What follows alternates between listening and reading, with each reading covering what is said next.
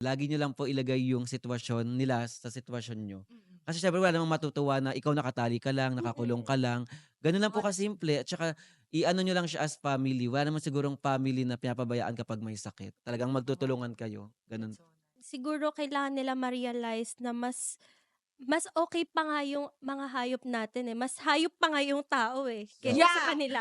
Kasi Take note of Take note that. of that. Take note Yeah. of that. So, Don't may Super. quote repeat na that. lalabas dito. Arjan dito. kasi sila wala silang ibang binigay kundi sa'tin, eh. Tayo Oo. yung iniisip nila lagi. Yeah. 'Di Yeah. ba halimbawa kayo po, like nagkaroon kayo ng own family ta's Mm. kasama sila, mas mahal pa nila yung anak mo kaysa Yeah.